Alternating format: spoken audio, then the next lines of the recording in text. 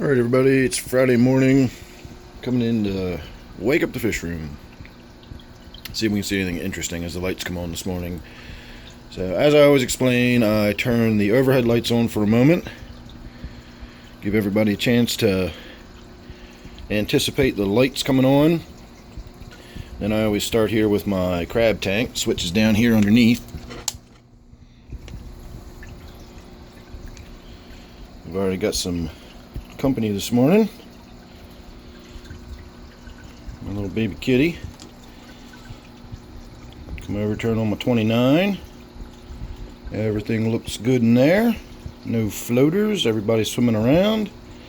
Now this switch that's down underneath here turns on both the gourami tank here and my 125 gallon native tank there on the end of the room. So we're going to point the camera here at the gourami tank, and quite often right underneath of this rock right here you will see a bumblebee catfish if he's there. That's where it usually stays, so when the lights come on we can often see him dart out real quick. We just got a glance of my striped Raphael.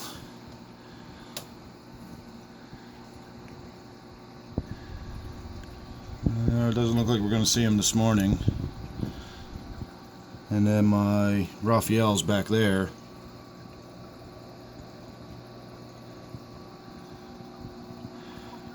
And so far so good in this tank.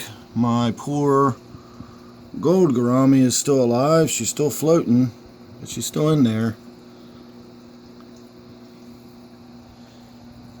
And then we come over to my angelfish tank. This just has one fixture on the top.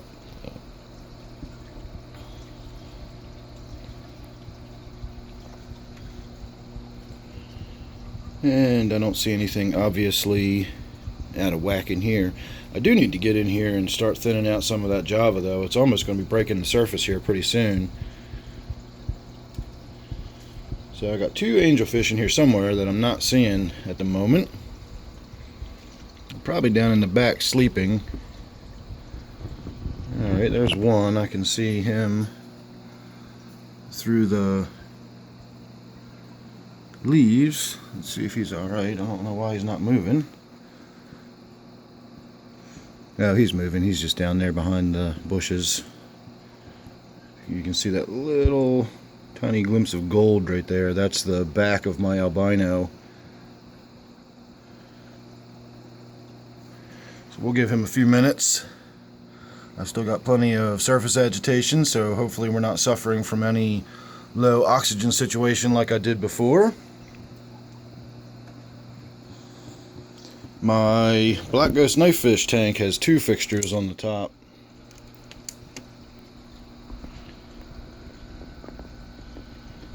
And I'm a little late this morning. It's about 10:30. I usually come in here between 9:30 and 10 o'clock. And if I get in here at say 9:15 or 9:30, I can usually catch the black ghost knifefish in that cave over there. And then after the lights come on, it makes a dash for its regular cave right here. And I don't know if you can make it out or not, but let's see. That little bit of lighter markings right there is the white on the front of its face. So it's already back in its regular cave for the morning.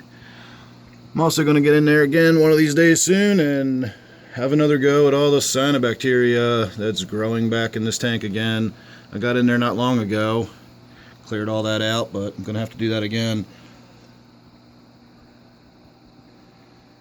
Native tank looks good. Don't see anything out of the ordinary right off the top of my head. So we're going to come on over to this side of the room, and all the tanks on this side are on one switch right back here on the bottom of this plug strip. So that lights up this whole side. We've got my brackish tank with my figure 8 puffer, my quarantine tank down there, and of course we've got my 125, and then down here is my gudgeon and T-bar tank. And likewise, everybody looks good in here. This is my snail tank. It's got a little fluorescent tube in there. It takes a while to warm up, but eventually that will be fully lit as well. It just takes a while. Although I gotta say, this actually doesn't look quite right. That usually comes on brighter than this. I'm wondering if that bulb is not timed to be replaced, because that's not very bright at all. But it's just a Snail Tank, so it doesn't really matter. Not going to worry too much about that.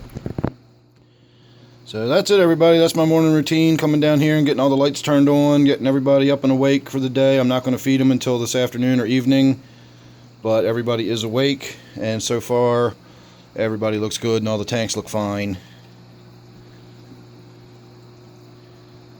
So I'm going to go ahead and get my day started now. I also need to get in there and clean all the dead leaves off my power head. That's really reducing how much flows through it. Meow. Meow. Alright, let's have one last look over here at the angelfish tank and see if we don't have everybody up and awake and moving about. There we go, that's what I was expecting. Got my albino down at the bottom. His mate right here is just a mixed veil tail. And then the odd man out is my German blue over here, and they all look perfectly fine and normal this morning. So everybody made it through another night. After years and years of doing this, I still come down every morning and turn all the lights on in hopes that I don't find some disaster and a bunch of fish floating, because it happens to the best of us. You never know what's going to happen overnight, a heater failure or who knows, anything could happen. So I always come down here in the morning with the best hopes that everybody's going to be just fine, and they usually are. Today's another example. So thanks for watching. Hope you enjoyed.